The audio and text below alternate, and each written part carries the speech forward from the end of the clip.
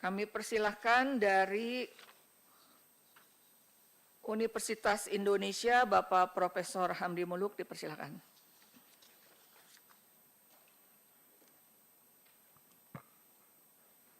Terima kasih Ibu Pimpinan Sidang. Sudah datang video. Datanya ditampilkan. PPT-nya ditampilkan. Saya langsung saja, Bapak Ibu sekalian, Assalamualaikum warahmatullahi wabarakatuh. Waalaikumsalam. Mudah-mudahan cepat, ini cuma 7 slide gitu. Lanjut. Next, ya. Bapak Ibu sekalian, jadi sebelumnya, Mas. Ya. Jadi khusus untuk masalah penerima mahasiswa baru, kami mengikuti peraturan pemerintah nomor 75 tahun 2021 tentang statuta UI pasal 12 yang disebutkan UI menjamin suatu sistem penerimaan mahasiswa untuk seluruh jenjang pendidikan yang dilakukan secara objektif, transparan, akuntabel, dan yang kami garis bawah itu penting, memperhatikan pemerataan pendidikan. Bapak Ibu sekalian, UI sekarang kami rebranding dengan kepanjangan gitu, unggul impactful untuk Indonesia gitu. Unggul impactful emang agak sedikit impactfulnya pakai bahasa Inggris gitu. Kalau bahasa Indonesianya harusnya unggul berdampak, tapi jadi UB nanti, Brawijaya. Jadi unggul, kami ingin menjadi kampus terbaik yang unggul dalam seluruh bidang, dan kami juga ingin menjadi universitas yang berdampak. Jadi sama dengan tagline-nya Kemendikti, kampus berdampak. Jadi berdampak untuk seluruh bangsa ini ya. Dan tentu kami tagline kedua, UI unggul impactful, UI yang kedua untuk Indonesia. Jadi kami punya komitmen untuk pemerataan akses pendidikan tinggi di seluruh Indonesia. Lanjut. Lanjut Bapak. Next slide. Ya, ini statistik UI saat ini. Kami punya mahasiswa 52.931. Yang mengembirakan dari waktu ke waktu kami berhasil meningkatkan keterwakilan dari kabupaten kota seluruh Indonesia. Jadi sebagai perbandingan Bapak Ibu sekalian, tahun 2024 kami baru 300 kabupaten kota yang tercakup, sekarang udah 347, dan tiap-tiap kabupaten kota itu minimal ada ya 95 per kabupaten dari daerah tertinggal ya 3T. Jadi kami mengikuti tentu seluruh ketentuan, ada penerimaan jalur seleksi yang nasional, SNBP, SNBT, penerimaan jalur mandiri melalui jalur prestasi dan pemerataan kesempatan belajar itu yang PPKB, ada seleksi jalur prestasi dan seleksi masuk UI, SIMAK UI yang mandiri.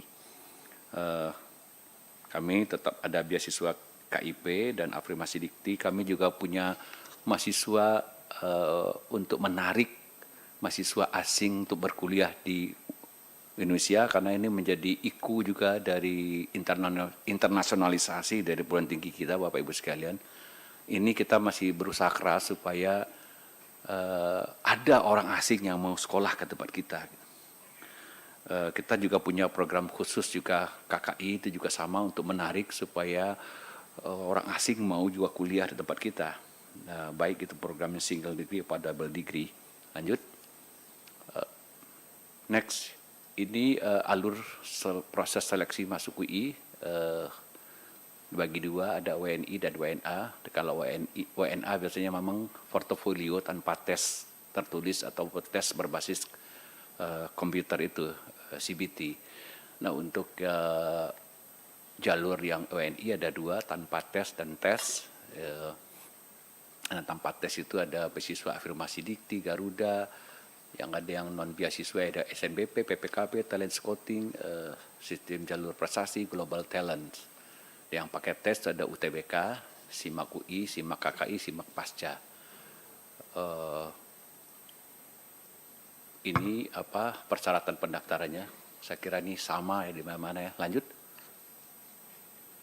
Nah, kita juga mengikuti ketentuan soal daya tampung. Kita sepenuhnya comply dengan aturan yang berlaku di Republik Indonesia, bahwa kami diizinkan misalnya maksimum seleksi mandiri 50%. Jadi ini ketentuan yang normatif kita ikutin ini Bapak Ibu sekalian. Lanjut.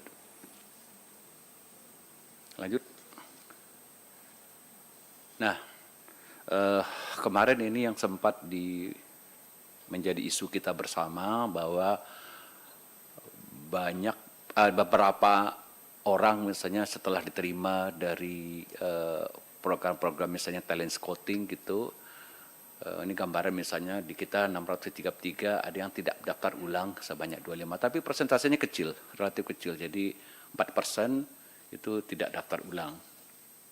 Itu untuk jalur talent scout. Untuk jalur SNBP, nah ini presentasi yang tidak daftar ulang itu lebih kecil lagi, hanya 47 dari 2078, jadi 2% gitu. Nah kalau yang SIMAK UI itu presentasi yang tidak daftar ulang ini lebih besar, karena biasanya kalau di ujung-ujung ini kesempatan untuk pergi ke tempat lain itu lebih banyak gitu. Nah, kalau SNBP kan memang aturannya oleh pemerintah itu harus diambil sebenarnya. Jadi kalau nanti dia tidak ambil, SMA-nya kena blacklist gitu. Jadi kenapa ini yang sudah diterima di SNBP dia tidak ambil? Itu di blacklist biasanya. Jadi makanya kecil. Tapi mungkin ada saja yang tidak daftar. Nah, ini biasanya di kasus kita kalau dia diterimanya di NTU atau di News gitu kan, wah kalah pamor UI, dia pindah ke Singapura gitu, ya itu ya, gitu. Jadi relatif kecil Bapak Ibu sekalian yang tidak daftar ulang gitu, alhamdulillah. Lanjut, ini yang mengembirakan dari tahun ke tahun kami berhasil, karena ini isu penting ya, apalagi di mahasiswa gitu, soal UKT ini, ya. Pingin diminta lebih rendah kan begitu. Jadi selalu ada keluhan banyak orang tidak mampu bayar. Nah kita berusaha untuk mencarikan beasiswa. Sebab nanti kalau semua diturun-turun UKT-nya kami menjerit juga, biaya operasional nggak ketutup gitu. Nah jadi kita carikan beasiswa. Nah dari tahun ke tahun ini kami berhasil meningkatkan 53% dari semua siswa itu dapat beasiswa dari macam-macam sumber. Nah, terakhir mungkin tentang lini masa. Lanjut. Nah, ini lini masa seluruh program Bapak Ibu sekalian. Nanti yang paling telat itu nanti 25 Juli itu yang Global Talent untuk program KKI, program internasional. Nanti yang paling dekat ini akan ada pengumuman 1 Juli untuk SIMAK gitu. Saya kira itu yang perlu kami sampaikan. Terima kasih Bu Ketua.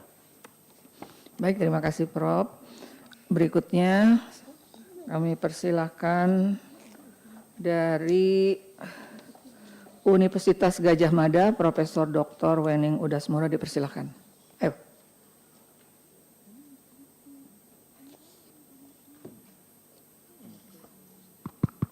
Ya, selamat siang. Assalamualaikum warahmatullahi wabarakatuh. Salam sejahtera untuk kita semua. Pertama-tama kami mengucapkan terima kasih kepada DPR RI Komisi 10 yang telah mengundang kami di sini. Kita bersama-sama memikirkan nasib anak-anak bangsa yang membutuhkan tempat berkualitas untuk sekolah. Jadi kami yang diundang di sini, beberapa PTNBH ini adalah perguruan tinggi negeri yang mendapatkan mandat, terutama dalam hal reputasi Indonesia, perguruan tinggi Indonesia di tingkat internasional. Jadi sebetulnya kami itu berjuang mati-matian untuk mencapai pada persoalan ranking yang ini luar biasa. Saya kira teman-teman PTNBH semuanya bekerja dengan sangat keras dan semuanya diakui ya secara internasional. Bayangkan ini yang ikut reputasi ini lebih dari 1.700-an perguruan tinggi dan kita berada di level-level yang luar biasa, dan UGM pada tahun ini naik 18 peringkat menjadi peringkat 206 dunia, dan untuk THI Impact pada hari ini mungkin diumumkan kita naik 41 peringkat. Lanjut. Nah, ini yang sebetulnya ingin kami sampaikan bagaimana perjuangannya. Dari 2016 sampai 2026 itu naik turun dengan luar biasa. Saya kira semua perguruan tinggi PTNBH mengalami, dan ini bukan pekerjaan yang mudah. Ini pekerjaan yang sangat sulit, dan hanya beberapa perguruan tinggi di Indonesia yang mampu untuk bisa mencapai hal-hal atau namanya prestasi seperti itu. Lanjut. Sebagai mandat juga ini QS by subject. Kita juga luar biasa, kita ada di ranking-ranking yang luar biasa di dalam tataran internasional, bahkan ada yang ranking 50 dunia, begitu ya, berhadapan dengan perguruan-perguruan tinggi yang sudah didirikan, bahkan ada yang sejak abad ke-13. Kita itu baru berdiri pertama kali perguruan tinggi negeri setelah UI, saya kira itu pada tahun 49 adalah UGM. Jadi mandat kita adalah betul-betul sampai kepada mandat membawa reputasi Indonesia pada level internasional. Lanjut. Nah, ini UGM juga adalah kampus dengan skor Sinta tertinggi. Kalau kita bisa melihat di sana, itu juga perguruan tingginya itu saja. UI, ITB, IPB, dan lain sebagainya. Kita bekerja semuanya sangat keras ini untuk apa? Reputasi Indonesia. Lanjut. Ini kampus berprestasi versi Presnas, bisa dilihat sama, sekitar itu perguruan tinggi dengan perjuangan yang luar biasa, termasuk perjuangan dari para mahasiswa. Lanjut. Ini kejuaraan-kejuaraan PIMNAS, ini UGM 9 tahun berturut-turut berada di top rank untuk riset ya, nasional, anak-anak muda yang sangat berbakat. Lanjut. Juga mereka mendapatkan KKN kesempatan di berbagai penjuru tanah air. Jadi betul-betul mengimplementasikan apa yang sudah mereka pelajari ke berbagai tempat di seluruh Indonesia, 34 provinsi, pengentasan kemiskinan dan lain sebagainya. Luar biasa sekali saya kira usaha anak-anak muda ini. Lanjut. Nah, yang ini sangat penting, yaitu employability. Setelah mereka kuliah, mereka akan bekerja di mana? Ini sangat penting bagi anak muda. Kalau kita bisa melihat, lulusan UGM, rata-rata program sarjana itu memperoleh pekerjaan adalah 2,9 bulan. Klaster kesehatan memperoleh masa tunggu pendek, yaitu 1,6 bulan. Lulusan UGM juga memiliki kesesuaian yang tinggi antara pendidikan yang ditempuh dengan pekerjaan saat ini. Jadi 84,69%. Kemudian klaster Saintek ini memperoleh nilai kesesuaian paling tinggi, yaitu 87,46. Artinya apa? Artinya ada sinkronisasi luar biasa dari bagaimana pendidikan itu kita lakukan dengan bagaimana mereka mendapatkan pekerjaan. Ini bukan perkara yang mudah, ini perkara yang sangat sulit. Nah, tapi kemudian dari hasil itu, lanjut. Tentu saja kita bisa memahami mengapa banyak anak muda itu ingin kuliah di UGM. SNBP pendaftar kami itu 29.456 orang. Yang diterima itu 2.836.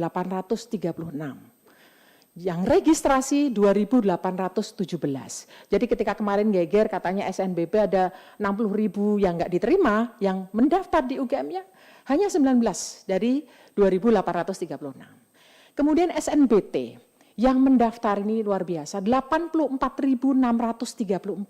Kami itu hanya mengambil 2.857. Dari 2.672 tersebut, itu yang registrasi, begitu ya. Jadi ini ada 185 tidak mendaftar, sama dengan yang UI, ada yang kami survei itu ada yang kuliah di luar negeri dan lain sebagainya. Begitu. Jadi kompetitor kita itu adalah perguruan-perguruan tinggi di luar negeri dan juga kedinasan. Tapi pada waktu itu tampaknya belum diumumkan yang kedinasan. Kemudian ujian masuk UGM kemarin itu sampai WOR. Kami biasanya menerima hanya pendaftar itu hanya 28.000. Kemarin yang mendaftar 44.972. Yang kami terima 4.480. Dan sampai saat ini yang registrasi baru 2.534 karena daftar ulangnya sampai tanggal 25. Jadi secara total setiap tahun kita itu hanya menerima 10.563 dengan tambahan di atas itu adalah afirmasi. Kami memiliki banyak sekali mahasiswa afirmasi 3T, adik itu banyak yang dari Papua, dari wilayah-wilayah tertinggal, UGM selalu mengambil banyak. Kemudian yang tidak mampu, UGM mengambil lebih dari 20%. Belum lagi Tridharma, UGM memiliki 3T Tridharma. Karena kami nggak ingin yang kuliah di UGM hanya orang-orang Jawa dari Jogja dan Jawa Tengah. Kita nggak mau. Kita ingin dari seluruh Indonesia bisa mendaftar, termasuk juga nanti adalah mahasiswa IUP. Lanjut. Nah ini kewenangan, kebijakan, dan praktik ujian masuk, karena tampaknya ini yang seringkali dipermasalahkan. Jadi UGM setiap tahun diatur dengan SK penerimaan mahasiswa baru. Jadi kami memiliki dasar untuk melakukan penerimaan mahasiswa baru, ada SK-nya. Gitu. Jadi tidak bisa seenaknya prodi ngambil daya tampung, tidak bisa. Daya tampung juga sudah ada di Dikti, UGM tidak pernah menambah. Kemudian setiap tahun jumlah masa UGM juga hampir sama. Kemudian pada tahun 2026 ada aturan tidak diperbolehkan menambah daya tampung, kecuali untuk mahasiswa asing. Kami juga mengikuti aturan tersebut. Dan juga UGM tidak membuka kelas S1 di luar Yogyakarta. Nah setiap tahun ini ada 10% calon mahasiswa yang tidak registrasi. Jadi sebetulnya yang tidak registrasi ini di UGM juga 10%, jadi banyak juga gitu. Jadi nggak apa-apa, ini lawan kita ya biasanya adalah sekolah kedinasan dan yang ke luar negeri. Lanjut. Nah ini kan ada salah satu pertanyaan, apa kemudian yang harus dilakukan perguruan tinggi swasta, ini saya tutup poin saja gitu ya. Jadi PTS ini fokus pada kekasan dan spesialisasi keilmuan. Jadi tidak semuanya bersaing dengan lini perguruan tinggi negeri gitu. Kemudian sekarang kan perguruan tinggi daerah juga semakin banyak, motivasi orang untuk keluar daerah semakin banyak, tidak sehebat yang lalu, sehingga perlu itu tadi ya, bagaimana swasta melihat dengan sangat jeli, bagaimana mereka mendapatkan mahasiswa, karena buktinya banyak juga mahasiswa, misalnya BINUS itu banyak sekali mahasiswanya, mungkin hampir 2 kali lipat UGM yang diambil, termasuk perguruan tinggi swasta di DIY itu ada, yang satu perguruan tinggi swasta menerima satu batch, satu prodi itu 1000-an orang. Gitu. Ada juga gitu ya. Lanjut. Kemudian apa yang harus dilakukan negara? Ini sudah saya sampaikan pada dengar pendapat dengan DPR beberapa waktu yang lalu. Sudah sejak lama bertahun-tahun, berpuluh tahun jumlah mahasiswa SMA yang masuk perguruan tinggi ini hanya sekitar 30-35%. Setiap tahunnya begitu ya. Jadi kalau menurut saya pemerintah mungkin perlu memperluas jangkauan beasiswa agar mahasiswa SMA yang masuk ke perguruan tinggi itu tidak hanya 30-35%, tapi bisa mungkin 50-60% gitu. Jadi ini menjadi akan bisa menambah jumlah, entah mereka itu nanti masuk perguruan tinggi negeri atau bisa masuk ke perguruan tinggi swasta gitu. Karena sampai saat ini mungkin Bapak Ibu juga sudah mendengar bahwa KIPK ini justru banyak itu kepada perguruan tinggi swasta, 55%. Itu laporan dari Dikti. Jadi ini perlu meninjau ulang masuknya perguruan tinggi yang terakhir, kita perlu saya kira meninjau ulang masuknya perguruan tinggi negeri perguruan tinggi dari luar negeri ke Indonesia. Ini semakin banyak, jadi perlu kita lihat bermanfaat tidak perguruan tinggi luar negeri masuk ke Indonesia itu bagi Indonesia. Semakin banyak sekali, bahkan di banyak kota itu mereka mendirikan ya, di Bandung sudah ada, Jakarta, Surabaya dan sebagainya. Mungkin itu saya kira perlu diberi masukan agar tidak semua masuk. Pada kenyataannya juga mereka kesini hanya nyari uang. Tidak membuat perguruan tinggi kita bertambah berdaya, karena kita sendiri sebetulnya sudah sangat berdaya kalau kita maksimal melakukan. Saya kira masih ada lagi, mungkin dari saya itu, terima kasih. Wassalamualaikum warahmatullahi wabarakatuh. Waalaikumsalam warahmatullahi wabarakatuh, terima kasih Prof. Wening. Selanjutnya dari Institut Teknologi Bandung, Bapak Dr. Insinyur Tata Cipta Dirgantara, Rektor ITB, dipersilahkan.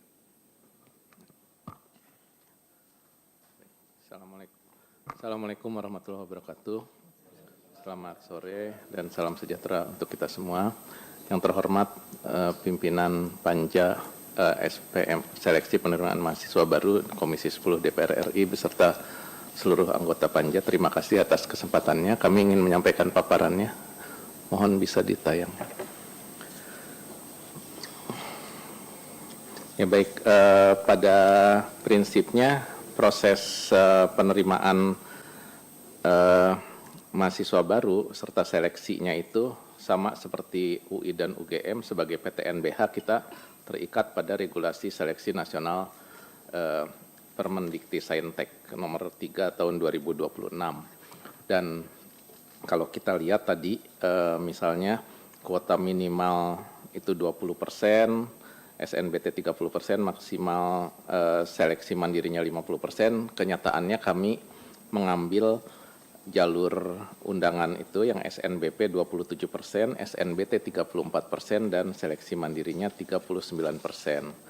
Kemudian selanjutnya, ini masih PDF yang lama. Nah,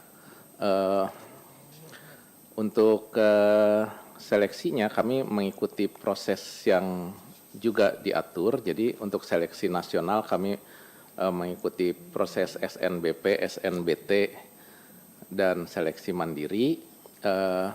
Kemudian juga ada seleksi untuk International Undergraduate Program. Dan selanjutnya, nah ini ada data. Nah jadi kalau kita lihat dari tahun ke tahun sebetulnya malahan daya tampung ITB itu diturunkan oleh Kemdikti ini.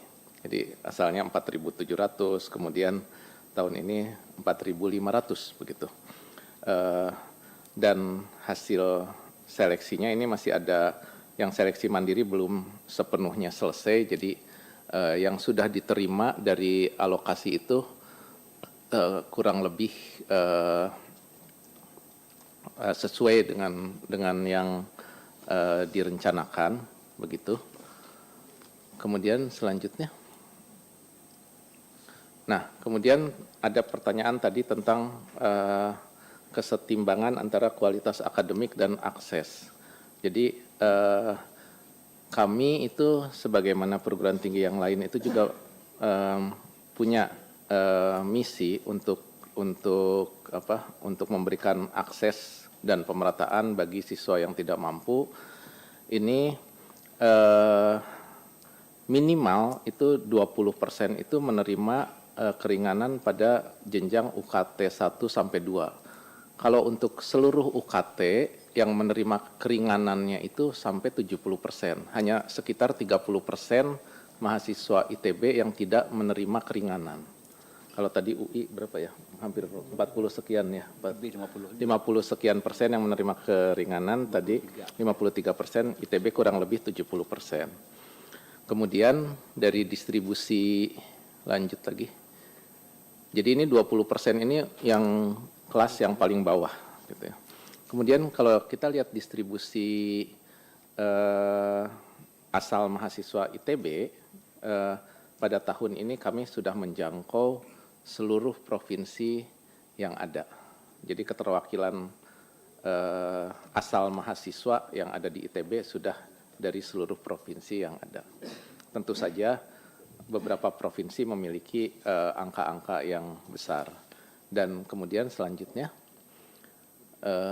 nah kami juga secara konsisten mengakomodasi program afirmasi pendidikan dari daerah 3T, jadi kurang lebih setiap tahun 100-an orang.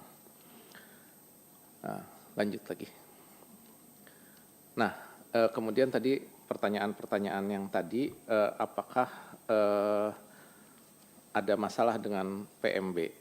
Sebetulnya sama seperti yang lalu-lalu, sebetulnya kita sudah menjalankan ini bertahun-tahun dan kami sudah punya data baik kondisi sekolah yang mengirimkan mahasiswanya ke ITB, kami punya data. Jadi nilai, katakanlah nilai 100 di sekolah A, kemudian nanti kinerja di ITB-nya seperti apa, nilai 100 di sekolah B, kinerja di ITB-nya seperti apa. Jadi kami punya konversinya, dan pada tahun ini kami mendapatkan data tambahan dari hasil TKA. Sebetulnya itu juga memvalidasi kondisi masing-masing sekolah. Kemudian juga khusus untuk seni rupa dan desain serta arsitektur itu ada portofolio. Jadi sebetulnya yang mungkin kita hadapi hari ini adalah penggunaan artificial intelligence untuk menggambar portofolio gitu. Karena kalau kita masukkan teksnya kemudian kita minta software itu untuk menggambar, dia bisa menggambar dengan mungkin lebih bagus gitu ya. Tapi kita punya alat deteksinya. Kemudian selanjutnya masalah yang lainnya adalah masalah logistik, tapi ini secara umum kita bisa selesaikan, dan disinformasi bagi publik. Seringkali ada institusi-institusi lain yang tidak punya otoritas memberikan informasi-informasi strategi, mungkin ya, strategi bagaimana supaya bisa diterima ITB atau jalur-jalurnya seperti apa, yang mungkin kadang-kadang dipercaya oleh siswa dan orang tua gitu. Tapi kami menyediakan laman khusus di situsnya ITB, kemudian kami melakukan open house untuk memastikan bahwa informasi yang akurat diterima oleh calon mahasiswa. Kemudian selanjutnya terkait dengan pemerataan, jadi tadi sudah disampaikan bahwa kurang lebih 70% mahasiswa ITB itu menerima subsidi ya, UKT-nya. Jadi kami melakukan verifikasi data. Jadi kami selalu menyediakan waktu untuk orang tua yang misalnya merasa bahwa tagihannya terlalu besar begitu ya. Kemudian kita lakukan verifikasi data bersama dengan tim beasiswa, bahkan kita libatkan juga mahasiswa sebagai peer begitu ya, untuk memastikan bahwa subsidi yang diberikan itu tepat sasaran. Misalnya ada mahasiswa yang mengklaim dia tidak punya apa-apa, tapi kemudian temannya tahu, oh itu mah tidak layak lah misalnya gitu ya. Jadi kita upayakan seminimal mungkin ada yang ketidaksesuaian. Kemudian juga tentu saja kita memperkuat sistem teknologi informasi untuk memastikan bahwa apa yang dilakukan ini berjalan dengan baik. Nah kemudian koordinasi selanjutnya, jadi pertanyaan selanjutnya di slide berikutnya. Nah terkait dengan ini slide berikutnya. Nah ya, kita menurut ITB sistem seleksi nasional ini sebetulnya sudah cukup baik ya. Jadi ini mencegah kelulusan ganda di beberapa tempat. Kemudian kita sudah menstandarkan jadwal dan lini masa. Kemudian ada transparansi dari alokasi secara nasional. Silakan lanjut lagi Bu slide-nya. Nah, jadi ini dalam sistem nasional itu sudah dilakukan dan ditambah dengan seleksi yang mandiri dilakukan oleh ITB. Secara umum selama 3 tahun terakhir ini pelaksanaannya boleh dibilang sangat lancar gitu. Yang sebetulnya slide berikutnya, yang sebetulnya terus diantisipasi dan ditanggulangi adalah masalah kecurangan gitu ya. Apakah itu masalah joki atau penggunaan peralatan elektronik atau mereka menggunakan bantuan lain begitu ya. Jadi saya kira setiap tahun itu dievaluasi bersama, dan tahun ini kelihatannya dengan mengacak lokasi pelaksanaan SNBT itu, maka jumlah kecurangan itu menurun dengan drastis gitu.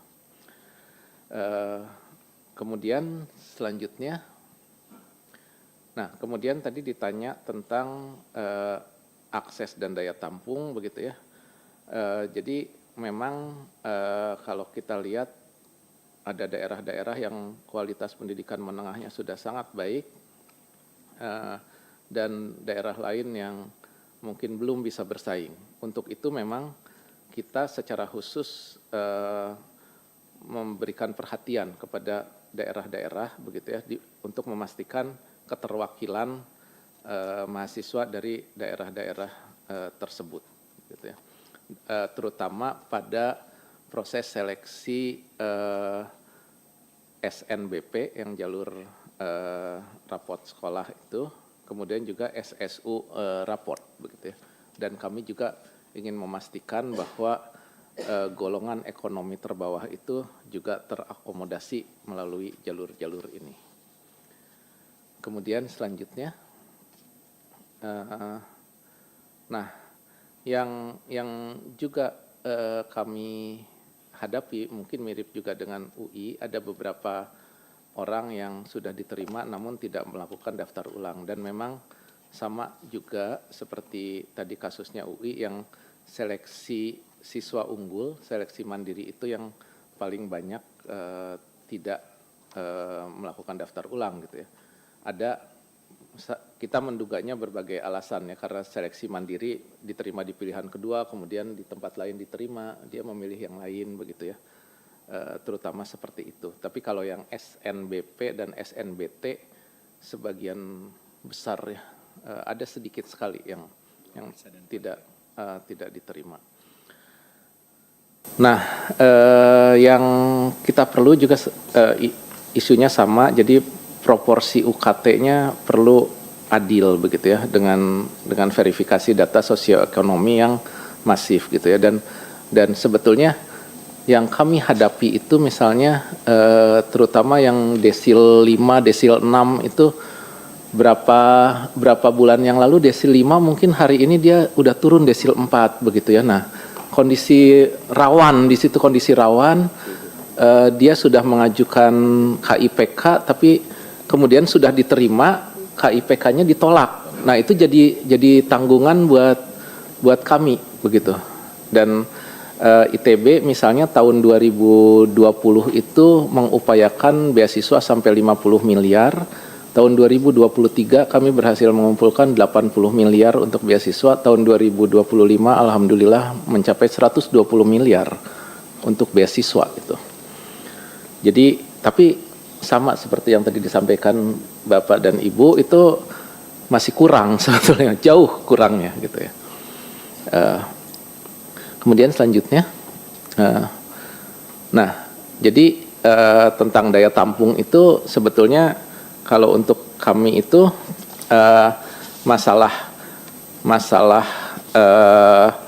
masalahnya adalah seperti ini. Sebetulnya yang kalau kita lihat yang mendaftar itu, kalau kita